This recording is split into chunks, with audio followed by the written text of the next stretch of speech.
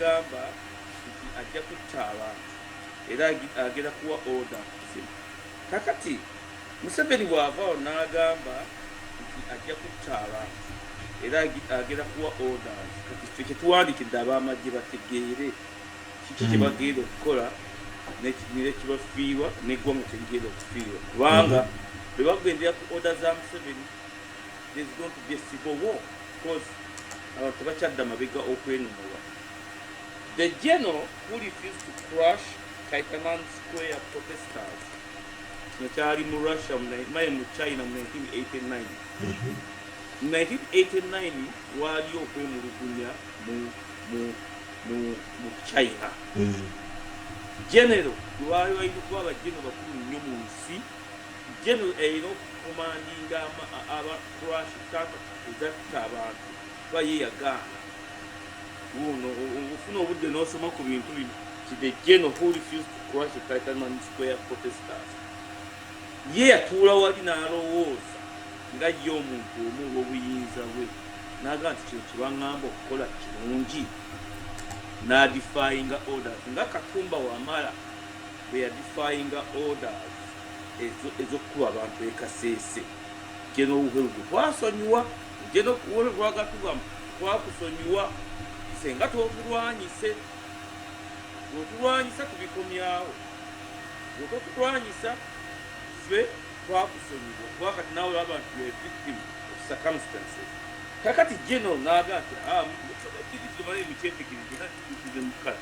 Geno n'aga nti this is political.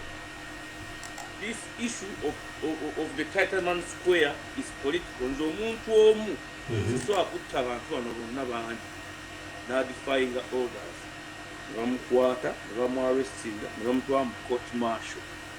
Ffe bajjeno tubagamba nga ngenda otandika okusomesa olwaliro bye ngenda okusomesaako ngenda mu detail ngenda kulifyinga kweno topic yo n'omusajja because genos are genos era tubaagala nnyo. So twabagamba nti bajjeno tubaagala nnyo tulina namutawaana naye we are under a siege or a conquest or something else other than democracy. Ku Museveni ne Mutabaniwe ne kugulupu ke otegedde kakati ono Geno bamuteeka mu kotumaso baga nti abanayi this is political. This is a political issue but now we are going from there. Namwe bamu tutandika okulwasomesa bajjeno njagala mukiwulire musharinge programu eno. But general, the issue that is in Uganda today is political. Museveni agenda mu nsiko ffe tugenda era twirwanako because it was a political issue. Muhooza agamba on the other hand there is going to be a free and fair election. Never international observers bagenda kukiiko picture. Awo wenjaga okukola counterbalance Muhoozi Geno Muhoozi sijja kumuvoola ebituli biraba nga kyagenda tuuse muki kubanga it's going to be retired from the army. It's going to be retired from the army. Bw'anaaba ayagala kufuluma peacefully. Bw'anaaba tayagala kufuluma peacefully it's going to be court martialed mu crime tribunal kuba ebintu byakoze bingi under security yejja outer security n'abantu basse. So we are giving him an option to decide either to live with what he has adde ewaabwe Tanzania gye yazaalibwa eyo oba akole ki alwane bukimu kifiiru kubanga tejajja kukkirizibwa bale musheyali tejajja kukkirizibwa kuttibwa na kutwalibwako nsi ye. Kati Museveni yava ludda abantu bane abasinga Museveni bw'atalinaako malaalo ge okumumanyi Museveni yava ludda Museveni yava ekifo tuva nti akosa nnyo eddogo ly'abachwezi yafa ekifo bakiyita President de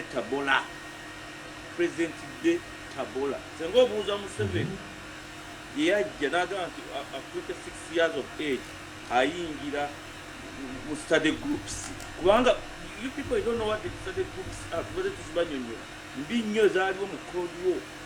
Aba communist aba Russia the Soviet Union baleetanga pamphlets kuva ku embassy ne bazitwala in the spreading of communism mu masomero gonna bagezako okusomesa ideas za Karl Marx kibino byonna ne munne egos byonna nga communism bweriki kubanga jjukira mu Cold War it was the war between the Americans after the end of the Second World War. After the end of the Second World War, it comes to communism. Kubanga communism yaliwo, but between East Germany and West Germany, that's where the Cold War starts. Katiba Museveni bapickinga theories zino. Not study groups. Mozambique. Museveni is originally from Tanzania, a place called Tabora today. Ewakabaka owaba Twezi yali mukambwe nnyo. It was the borderline between Buganda and Tanzania. Waliwo kabaka bamitanga nyungu ya mawe ewunya nyembe. Museveni is not a Ugandan. He comes, assimilates, nakula mu nyumba ya winyi bya nyima ne bamuyola n'atandika study group n'atandika theories ze ideologies ze ezokukwata okukola communism in the entire African continent. Ne banne akole new class of people who believe byagezako kukatebantaga mu mwetayi kitasobola kumuwa time. His theory is wrong. Practice yagitwalika awalala twebeeremu kumugobe. Otegedde kati nga osomye ku musajja oyo nyungu ya maawe bebeeyita abacweza tuva muhooza ayogera nnyo acwezi be babalwanira. Ebyo tebijja kukola waffe abetwali ate Museveni tukugamba bw'oyiwa omusaayi mu Uganda ne Mutabaniwe mu Uganda, we shall drive you out of Uganda with your entire family. Senga revolution abantu banaajebeeramu ne bakugoba lwampaka. We shall drive you out of Uganda. For the record, sikiddamu kimenya. We shall drive you out with your entire family. Akwinako wadde akafiiri alina okufuluma Uganda. Kubanga you are a very bad person and welcome to Easter. Atamanyi gye wava, atamanyi nnaku yo, atamanyi gye mwiseemu. We are trying our best okuzimba society empya mu Uganda based on the old society. Tukugera kuzimba society empya kujjawo bano nabano nedda. We are going to build a society tulwanirira today mu constitutional conference tuzimbe Uganda empya nokuliorganizinga Abatoro, Abanyankole, Abanarwanda, Abateeso, Abakiga, buli muntu mu federalism ne national capitalism. So go bino byagala okukolagana n'ebintu byo. Olwaleero nno nja kusomesa bulungi nnyo mukitege. Kakati ebintu bino nabagamba nti biggwera luddawa. Njagala mubitegeere biggwera luddawa era tuli luddawa. Kansomese ku kintu kino ojjagera ku New Times, wandika New Times. Rwanda thanks Russia for support to Eastern DR Congo peace process. Njagala osome egguliro lino bane mufune kalaamu mube up to date over issues. Kubanga tuli international political wind, we are following events that is going to lead to the deliverance of Uganda n'okuteeka Kyagulanyi mu kkomera. Oba amusiba oba amukaye bw'aba musajja kale amutti. Bw'aba musajja alikiwulira. Otegedde kakati okyaba okugezaako kubalaga ebintu bino nti Rwanda ekyaba latest news ebintu nandyolaga ebintu bino kubanga this is a conference. Eno conference mujja kugisoma gye yabadde Cairo. America because Uganda kamaddemu ekintu mukitegeere lwaki Uganda egenda kuba nsi nnungi after Museveni ne Muhoozi.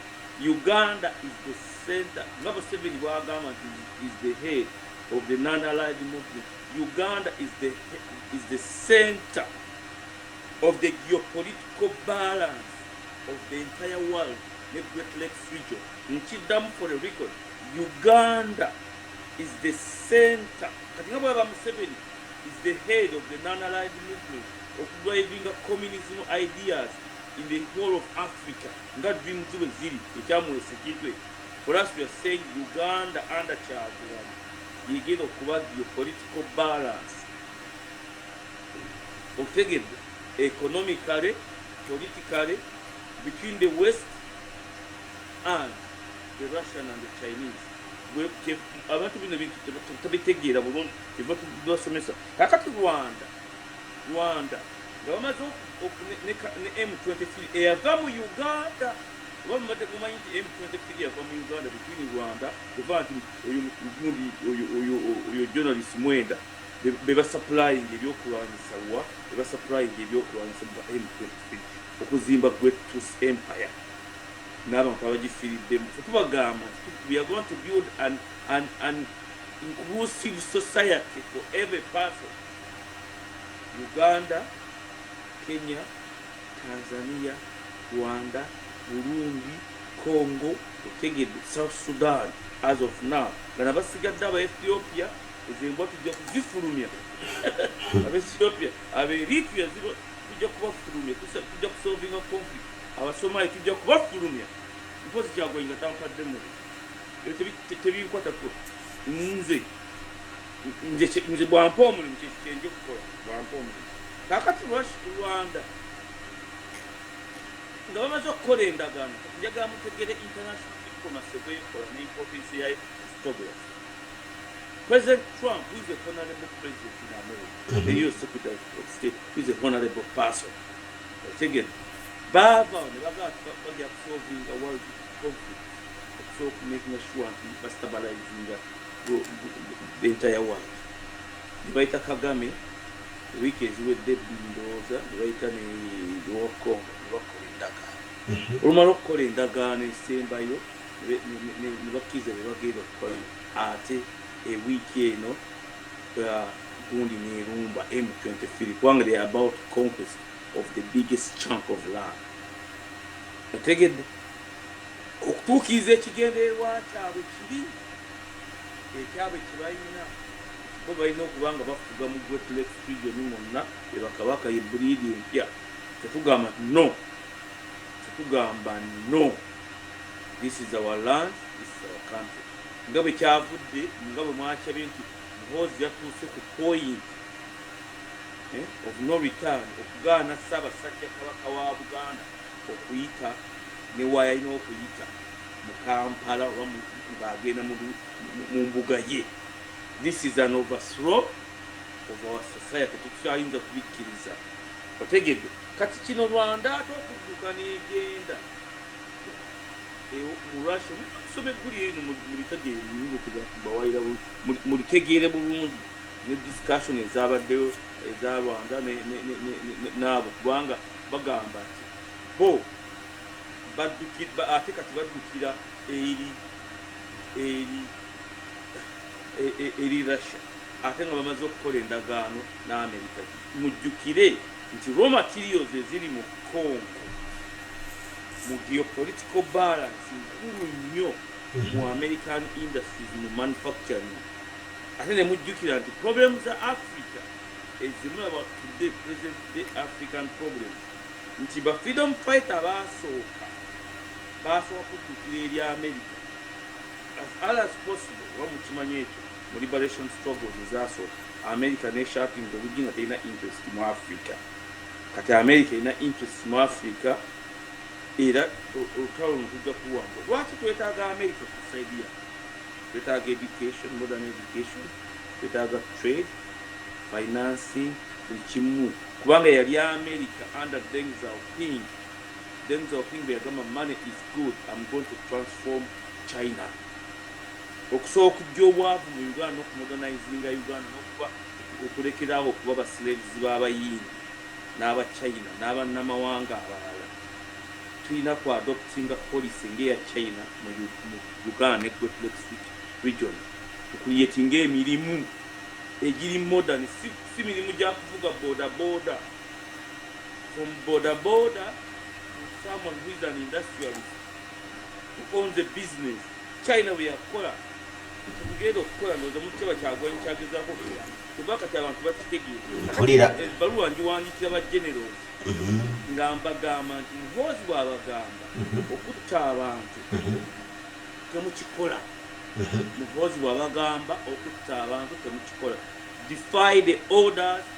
Abantu nga bayimuse akalulu nga bakabbye kubanga the issue is this teryagenda kukosinga problem okujjako nga akalulu bakabbye kubanga NRM wagijetta NRM akalulu kaayo kennyini baakabba misana ku kamera kakati mumutugamba tenti tubeesige ate mutukuumira akalulu k'eggwanga muhoozi kagambye they are going to be international observers. Nze nalonda mu kalulu ka 1980 nanne emyaka 14 I was 14 nalonda bakulondesa okakuvuga ne Commonwealth Observers Group nesijjalwa nkone ne munyenye zaabwe zaalinamu oba bulu bweziti bavaamu ne bakebera ne bawandiika netugaa apena kalulu kayitirivu nyo tukakuumi akalu kakyana twakakuuma bwe bigenda okuvaawo gobose bamuwanga aba Commonwealth baaliwo baakasomeranga ku ssimu ng'oli ayima eri bakola kitale sente ekyekikwangala oli ayima eri n'akwata essimu n'asoma ekabaale eyavanga ekabaale n'agenda ekotido ekabaale tamalirayo baakasomera wiiki 2 ye Museveni yennyini nasatisfying nti akalulu bakabbi kati aba Commonwealth batukola tetubagamba kuuma akalulu nga President Kyagulanyi bwatugamba tukakube tukakuume bwe baleeta effudde tutandikira oba eira tuba abaslaves mu nsi yaffe emiremera emirembe oba letikeyo akantu kano mukategeere bulungi nnyo Paulo Muwanga yagamba ku pate emu n'agamba nti Paulo Muwanga eryakula military commission Biden yateekawo akalulu Paulo Muwanga nti omuntu okuba pulezidenti wa Uganda okumala essaawa 3 abaana be n'abazzukulu ne bannakabirye paka ku 5th generation babagamba yoipo nze nali mpulira bwe Paulo Muwanga ayogera pulezidenti gekamba buulire abaana ba Paulo Muwanga eyali pulezidenti wa Uganda ettaka lyabwe baali tebakanyakaya nkuddamu mukebere abaana ba Paulo Muwanga bakumbala mubabuuzi yagezaako n'abasomesa nejuzi nababanga ttaka lyali baliddi kubanga bwe yali ali ku bukulembeze yatunuulira kyaleero yatunuulira kyanti senga Paulo Muwanga teyakomyawo bino byonna nakubba kalulu byonna emivyo gye yakola gyonna abaana be n'abazzukulu bandibadde balungi bajenero bwe mutunuulira ekyamuhoozi leero you are going to create wars that will not stop in Uganda ate future generations ezamu tezijja kuba bulungi. What we are bringing in is capitalism. The means of production kubanga z'Abannayuganda, businesses z'Abannayuganda sizakusiika binyeebwa. This is a global war. This is a global economy. The springboard eri mu Uganda si kibi n'akatono. Kubanga ekiti ky'okukinyonyo balowooza tusaaga buto kyenva mudemba wandike bajjenero ebbaluwa eyaabwe bagitegeere muleke. We have a mechanism that is going to solve this conflict. You defy the orders because the orders are illegal. For the record, defy the orders of the world and the government Museveni. The orders are illegal. This is a political issue. Or is an election. If it's not a political issue, then why does Museveni put an election in Uganda? Let us take a walk. Because he has international obligation to fulfill as a country and take our name to Guangala. Satisfying at Rikara, our Bowie. Because under international law, a president in Museveni, we have or President Charles. Mandate ye gwa for the moment to start an election season. Kasa tugenda ku ballot box. Kitegeeza mandate ya Museveni eweddeko. He has no authority to order the army to kill the civilians, the people of Uganda. Ate yenyini ekiteeka mu constitution naga senga walibayawo omuntu yenna aligezaako overthrowing the current constitution abantu bayimuka then lwaki akirumamu so tugende ku kintu ekya national capitalism abantu bakitegeera kanti bawandike bajjeno bakitegeere bulungi. National capitalism, the first thing we are going to do is to recover the land. The President recover the land, redistribute into a netta. You cannot build capitalism going to issues the land. One land issue, the Timber factory was billions of US dollars. But going to take it really come Kawan. Tell him what you call investment, not get a quit of America, not get a call a city or a ninja petty venue. So I just to a certain issues is no one manga, land issues. Because if there's no land stability, so I just to investment in name. So Octella is a when you get a chicken. The Takayona, you forget to declare the asset. When about the Subagama, they are going to protect their gains. Meanwhile, the factors, the arguments, never China, never India, Syria, the Rabba, the Basanga, they are protecting their gains. We are saying no, no. We are going to recover everything. With Chimu, you have to recover it.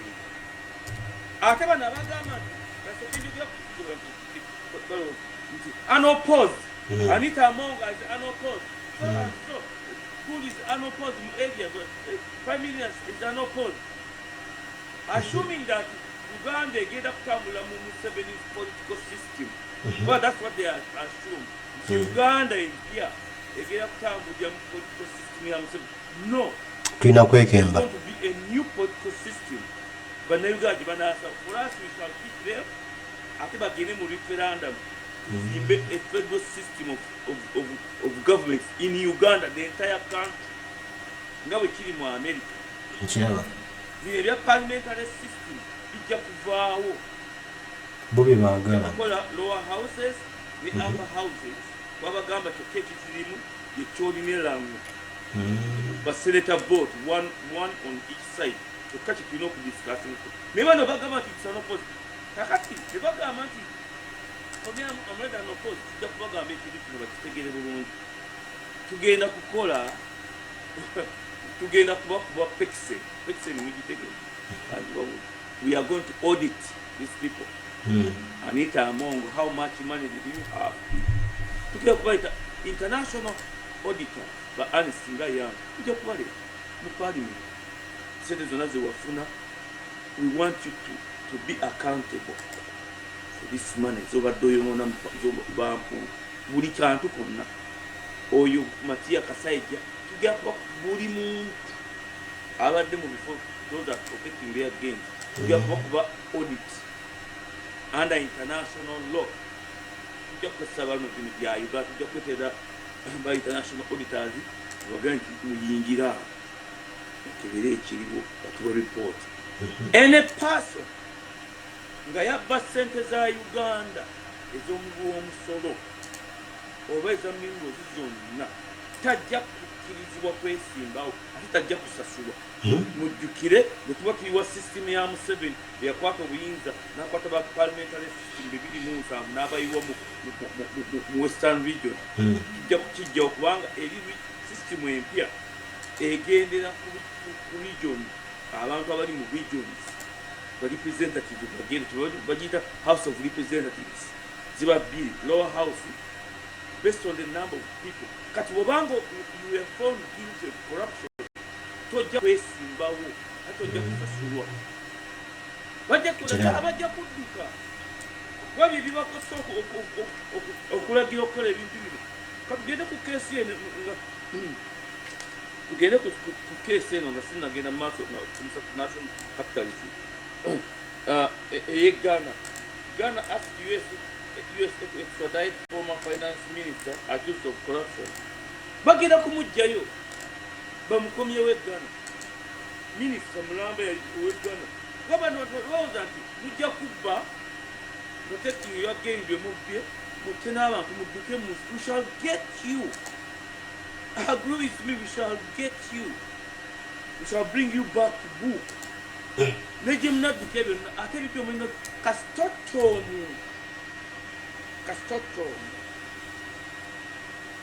Pain and suffering is now called what Uganda.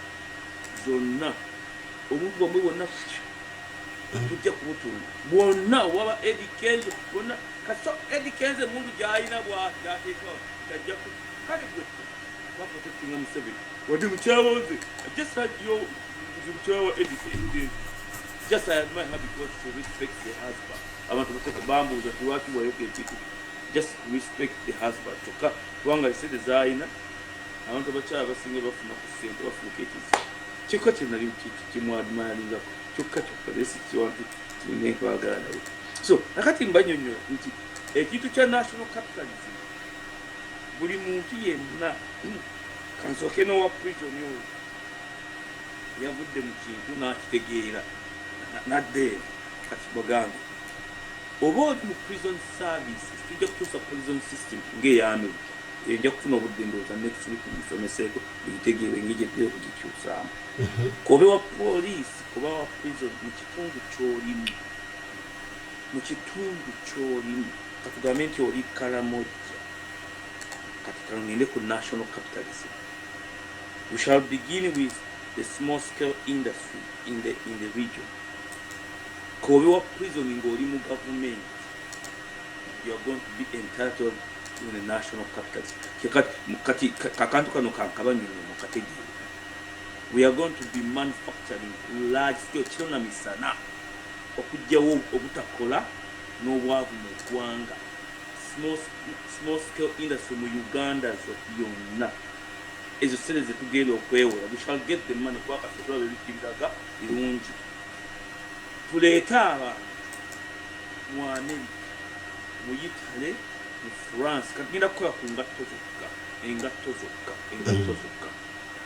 Tuva nti abanyankole beetaagira abatuusi beetaagira abalunde buli muntu yeetaagira amaliba abagenda okukola the international know-how y'okukola engatto mu Uganda tetugiina kuva abantu baffe bavuga boda kyamanyi na kusiika sumbuusa na chapati tujja kubatwala tubasomese tubakomyewo mu production complete production ey'okukola engatto.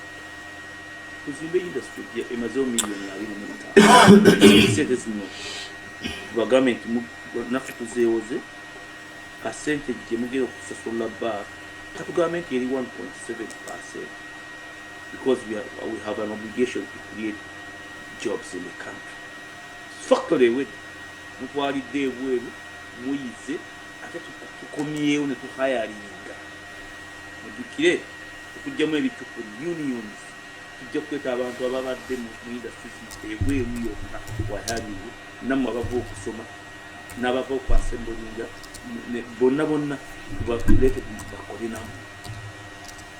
That person ali mu kifo ekyo nga wa prison afuna pasi aba shareholder wadde takola muli agamba nti kano akantu kendimu akatawuni kendimu kalimu factory 3 now but this is our factory. Ategedde eyo kibaita national capitalism ngije tugenda okukikola tugende ku medium scale industries eyo yeriko nno amagezi eya investment ey'Abamerika omugamba bimulula kyagenyi bagenda okweta Abamerika tubaleeta kubanga Abamerika banoonya bateeka ssente kubalabawo kubanga China yafuuka China tebatwala ssente nebagiwa know-how kati efuuse okuli abaki kati Abamerika bajje kati gwe musoke bw'oba wafuna ettaka eka 2 n'ekintu yafuna eka 2 ne Lukyamuzi yafuna eka 2 n'Endianabo yafuna eka 2 nokubaga nti factory egenda okuzimbibwa wano yetaaga eka 10 Omumerika aleeta factory ye mujjukire we are offsetting China the geopolitical balance ne Russia from Africa ye battleground way ng'Amerika aleeta factory ng'abatraininga n'okubatwala ebweru byonna n'okoperatinga, but the means of production is nga things of is for Ugandans. Akantu ako tebakategedde. Eya Museveni means of production omunayuganda kubajjako ettaka akolera mu China okugoba. Tujja Omumerika tajja kuoninga ttaka na means of production. Bamanagers mu kampuni ezo bagenda kuba bannayuganda nga babasasula abakozi ate babasasula ku ssente eggwanga lye libagambye tojja kuwa abakozi ssente zo zoyagala. So buli muntu alina ka small scale industry mwali eggwanga lyonna aproducinga owning kabe nansi mu ddwaliro he owns this. Kakati ba medium industry tuba nti there is equal distribution of land. Genda ku issue of the land abantu bagamba nti bakutegeera bulungi natunye omusajja juzi n'akituwulira. We have olina eka 2 eby'ettaka biriko abasenze eka 10, but the law says in Uganda teri muntu ajja kukkirizibwa kuba na ttaka over 100 acres. Naye oli alina eka 2. Museveni yagamba ettaka lyagabwa bubi abasenze abawa permanent land ownership. Tubagamba no, eka 10 kikyonna nnyo kino ekyagendako abasenze mu butuufu baweebwa ebyabo okumala emyaka 49 kubanga we have to create houses, we have to build houses, we have to build industries for 49 years. Then America ye ne huge industry oluvanyuma nga mmwe musasula abakozi ne ebintu byemumuguza mubimuguza ku ssente ntono kubanga alina okurecoveringa sets not exceeding 10 years.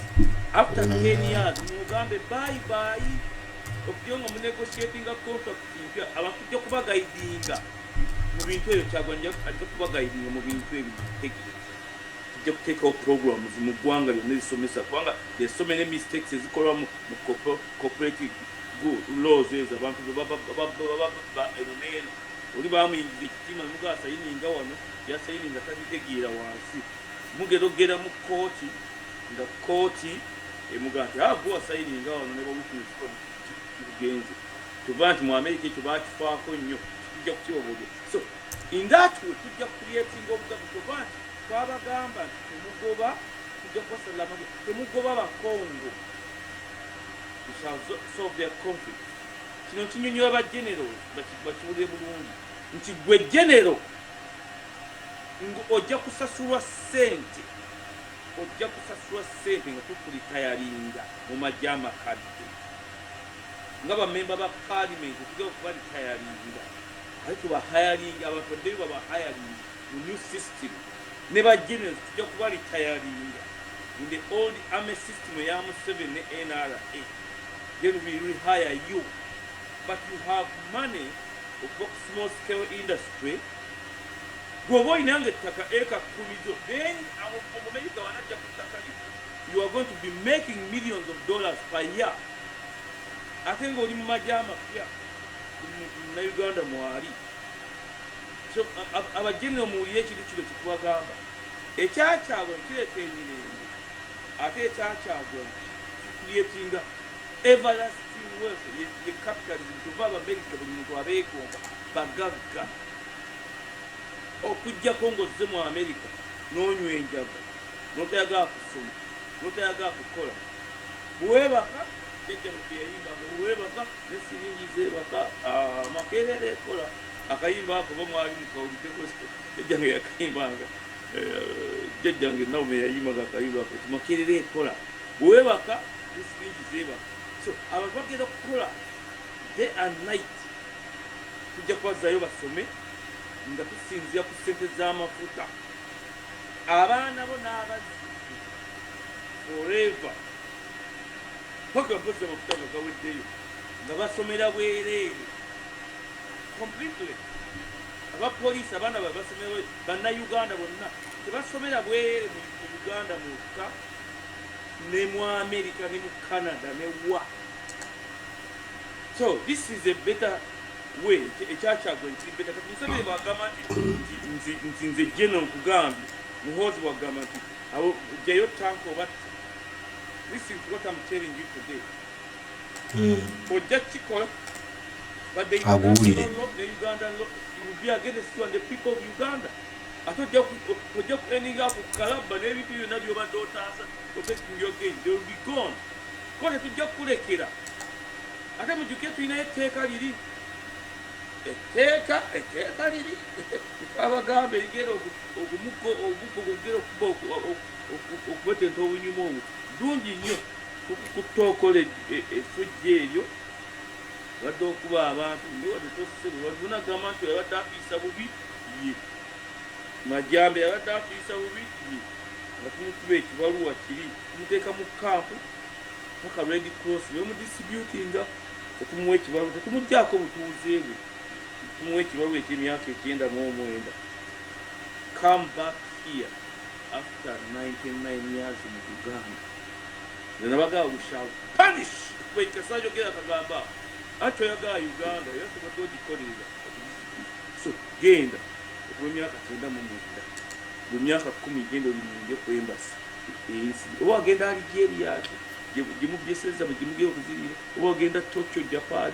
Oba bugenda ku embassy gyoliraninga ne passport kasolaninga todde ku so ebintu mino koti akati tugende ku issue ba genesis kimbadde bagamba Security Council renews DR Congo peacekeeping mission amid renewable M23 offensive in the east.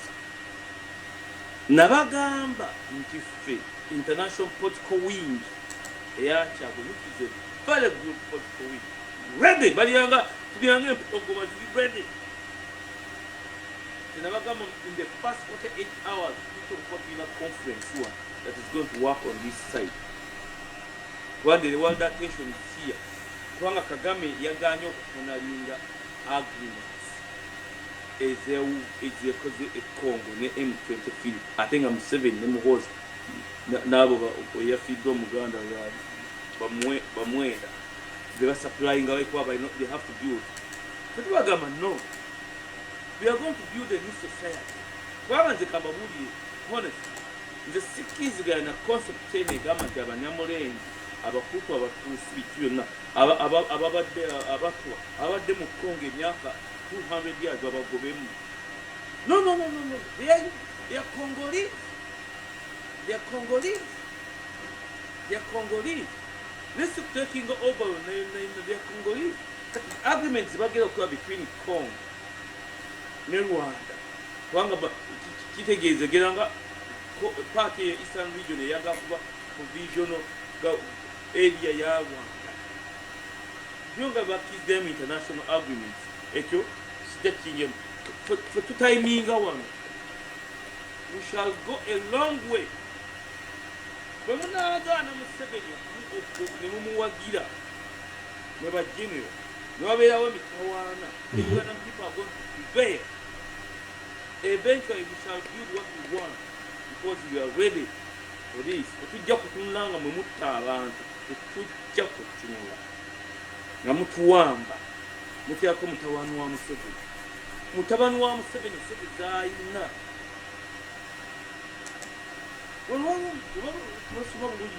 olwawo Frederick Ebert Foundation yaliko ne mu Uganda beekyayimusimanyi bampangako nnyo emirimu abo ba uvo print ne baani wanakuba bakuyambanga nnyo byesaagako naye njagala kubabuulira nti omusajja Frederick Ebert Foundation to this day yali chancellor wa Germany I think in the early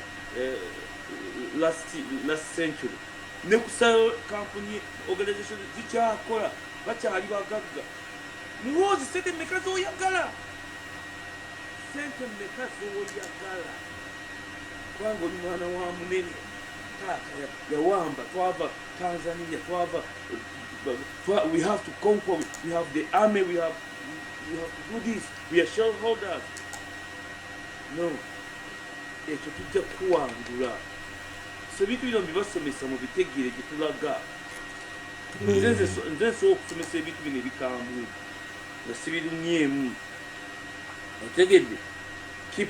Protect our gains. Which gains? Against Uganda. Tova nti Bannayuganda olinaaba nga talina hope. Otegedde?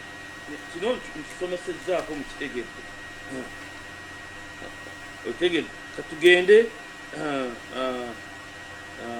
tugende ku kyagundi ekya President Trump.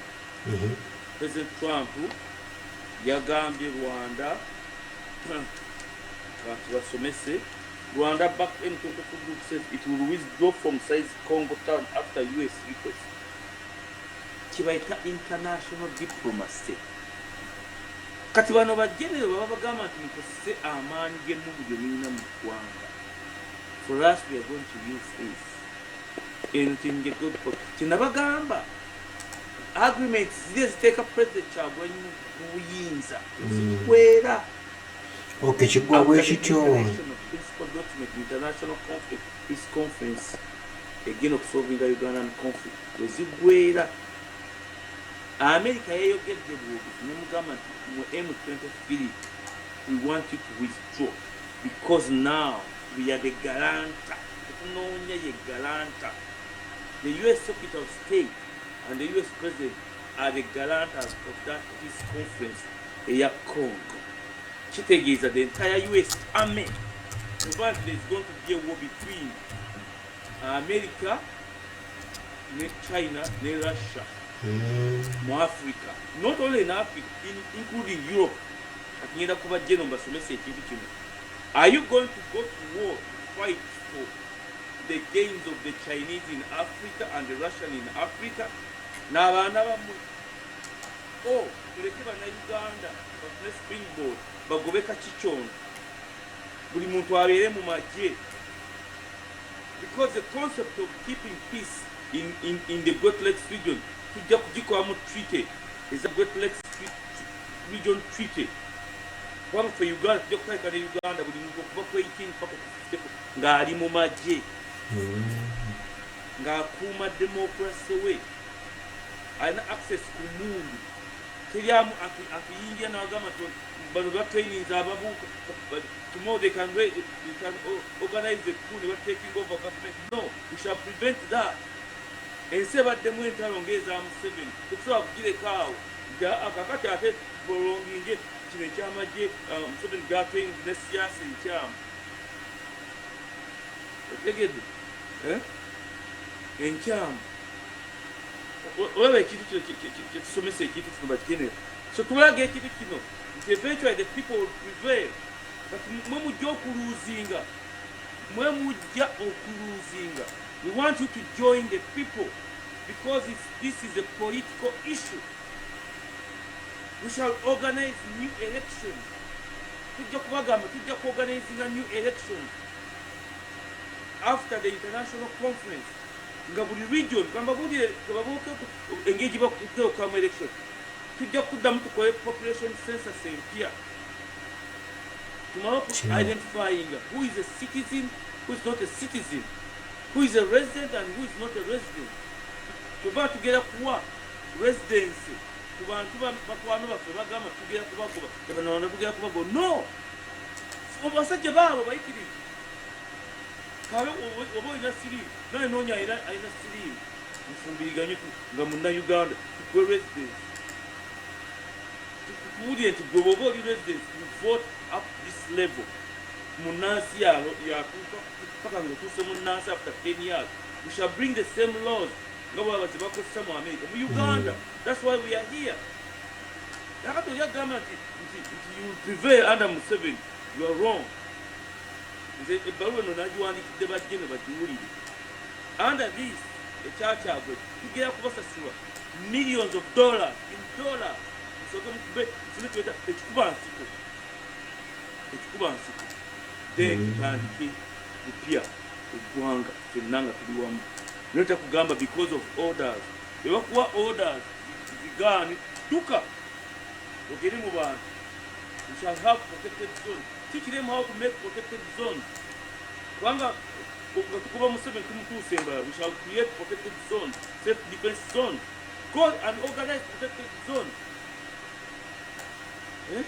Why are that wabakuwamba tujja kutula obutuuzi wali ntunuulire tugende mu president kyabwe yakoze tugenda okumaliriza naye Bush yes goa kubanga bibimba Museveni bamuhozi byebalowoozamu nti yakutiisa political violence gye bamukozeeko yaddukidde mu East African courts. Why didn't he go to Ugandan courts? Why didn't he go to Ugandan courts? Because Ugandan courts are full of cadres. We shall all liquidate them. Wait, the Garcia. The judicial system to judge you. You're not you're not a judge. When you have a joke, you have a walk crime. About you can go as the best. You prostitute our number to you, but you could go with you. Tao ya kwa maina makumba kija okujja kongo ina ensera tujja kukoba mu kwanga yaka tena mu mwenda tujja kukoba kwa kiriwa tuliye mukawezi gutyo tujja kugoba myaka tena mu mwenda ogende okujango ine gwanga ettala Bush vs Goa yemadenga lwa kusomesa ko Bush vs Goa eno bwotunula system eyalimu akavuyo ka Bush ne Goa kese mujje mudisome mulundi nnyo. If there was a mechanism like this in Uganda, President Chagwe we were mu campaign yaradadukira. That's why Museveni has to go in Mutabaniwe. This is what we are going to build, the judicial system. Together kuzimba. Juzi akena bamugoba. Ballot. Kiki yakola. Nasi kwa President alagidde. The country's President Museveni. Wagamba kino.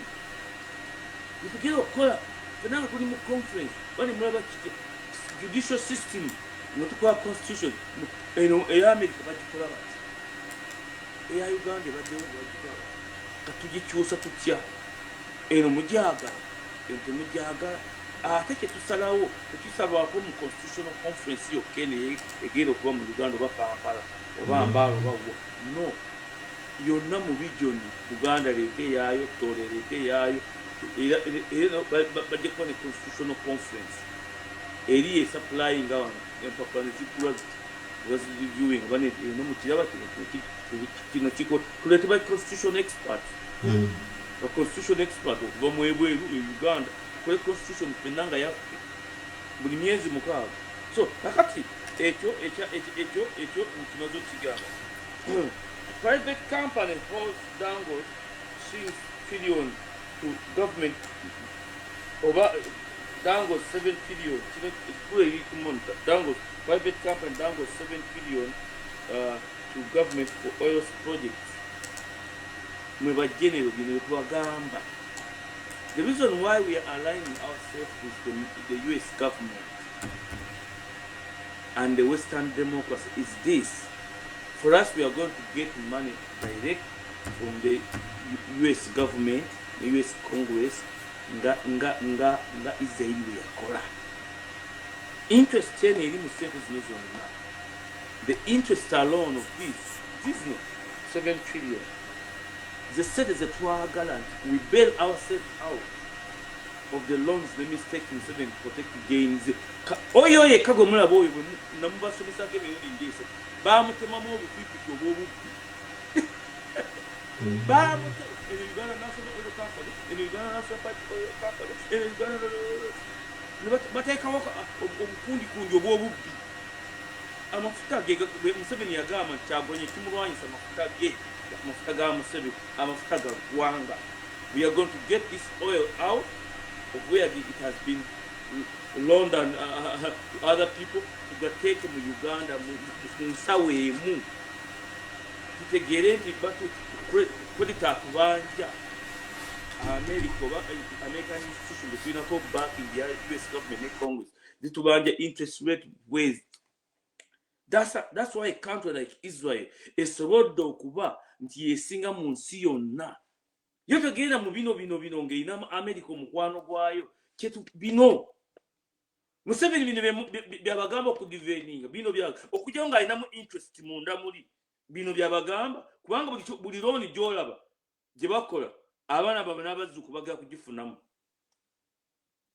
buli kyova ati abikola mu nkukutu tetugamba nedda ezo sente zonna zirimu oyiro agamba bonna basome okukunkumuka kino maze okukyogerako Bobi Wine once Chili Monitor once again runs to regional courts over pool violence. Kubanga the court system mu Uganda tekola.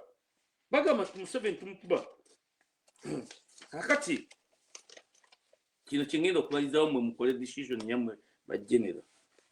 Russia unprecedented war budget explained. Russia okuva bwe yagaininze upper hand mu Ukraine yatabuse mu war production.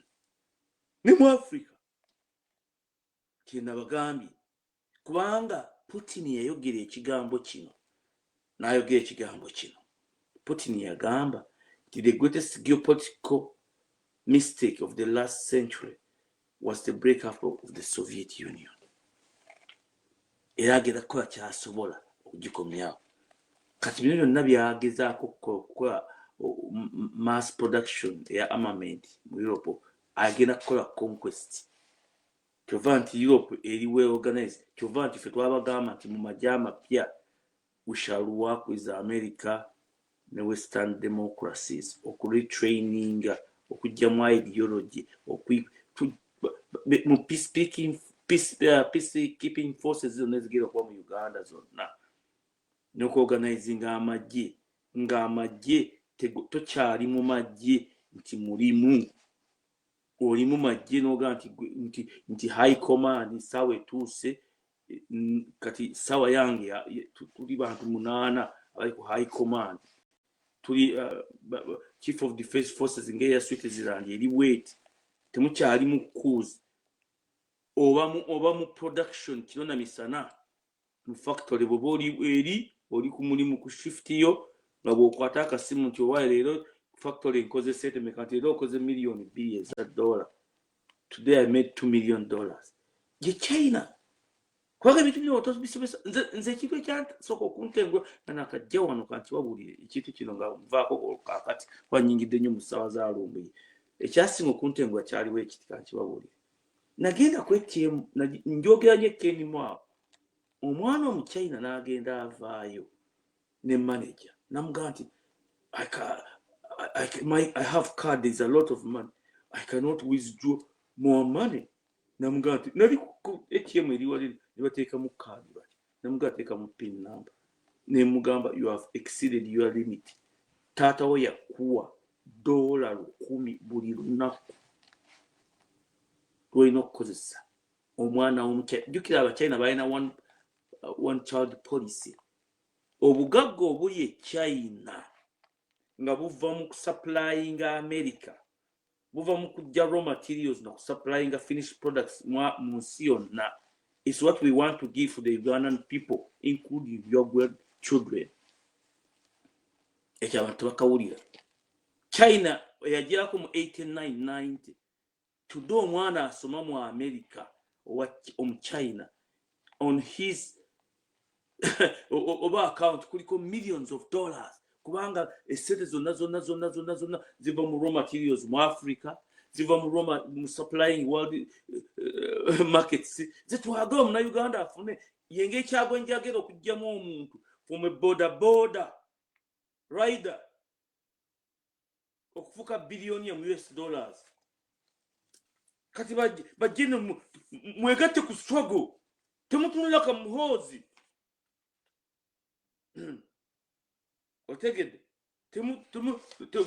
bona yino nandi programming nga Russia Ukraine war update you European Union holds key summit to strengthen Kiev's hand nemba mwaga ote mwaga there's going to be war global war there's going to be war in Africa kagame mugera kulwanirira Museveni na ideologies ze ezireeta aba China n'aba Russia okutta bannayuganda n'okubatwalako ensi zaabwe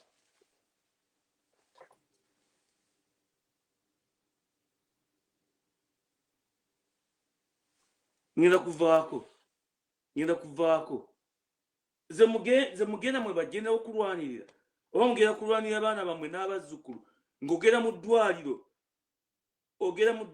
oyingira mu theatre ya wano mu theatre n'otunula theatre ze Uganda buli muntu alwaddemu Kenya buli muntu alwaddemu India kubanga the know-how of the doctors in Uganda is limited from the British era. Those are the problems we're fighting. Nti omuzungu ya putting a limit ku na Uganda mu Africa bwaba makanika aina kuyiga ku assembling a gearbox by he himself, otherwise tajimanyi gundi yamanyi gearbox yasoka ku automatic gearbox nenga do you think asoka kuyiga engege manufacturing amu tool gearbox eyo nonese ti mugende mugwe gearbox empya ebine bive Japan.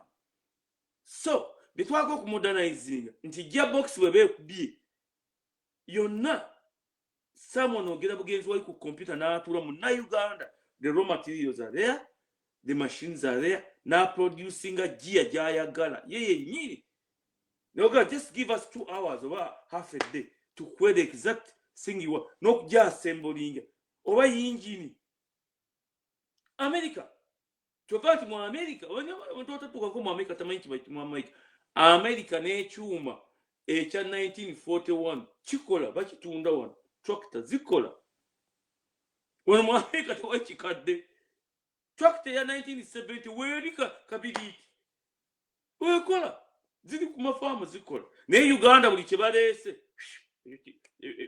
gundi yaleta kimotoka amazina kyo mwaka gumu. We don't have the know-how.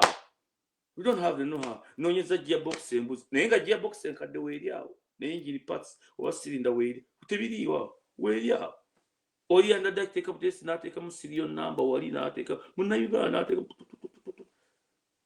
n'agiteka ne bagifiga nagankolere nimugana ati tula wali ku katebe obaka kumawo kawungi ne bakuwa kyekyuma kyennyini byetulwanirira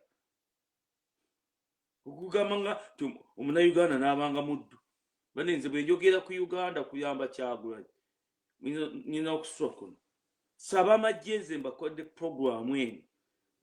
This is a political issue. You must defy the orders of Muhoozi ne Museveni. Bwakwata mu kalulu leka bannansi bamugobe bamutuuse embalala. From there we shall talk. Tujja holding a peace conference, international peace conference. From there we shall talk. Tetujja kujja lwakitula kumufukaamira ajja kulinnya ennyonyi oba Mutabaniwe obaani otegedde ajja mu international conference to solving issues za Uganda tuzimalirize kyeko tuzimbe eggwanga eppya. So program ngikoledde b'amagye ba DPC kale gwe DPC Ghana byekugambye wano kubanga bakupostinga Soroti kale bw'oliba okomawo e Kampala olimbulira ky'oliyitamu kubanga tubine tubabibulira ffe twalabako wano omusajja Amini yaleeta Abagadafi Abalibiya abakambwe ennyo babuuzanga bubuuzi Kampala Idi Amini no Kampala kubanga ba DPC bajja gamba ba RCC babo bonna we have orders. Wale kiri kwabika ojja kuwako odda era bakugamba nti tobaga nti nza mu Uganda nzi sina gyendaga ngoye wa prison sina gyendaga ngenda kusigala wano nze wano we waffe ngenda kusigala wano mundeke tula wansi gwaine mundu awaka kwata akatambaala akeeru kateeke waggulu ku luufu kewuube bwati obagambe nti wano ninawo ebyammwe sibalwanyisa katambaala keeru waggulu bwe kati oba ku geeti oba ku kingo baga nti wano ninawo ebyammwe sibalwanyisa nga Museveni agenda obutadda kubanga mubi. Mane, see you next week. Bye. Wow. Bigambo bibadde bya mulembe nnyo tuyanziza. Butaveemu. Ewa nako tujja kukivaamu. Kimazima tulina kwerwanako ffe ffennyini. Tolina tuyamba. Nze naawe Munnayuganda ffe tulina okweyamba kununula ensi yaffe.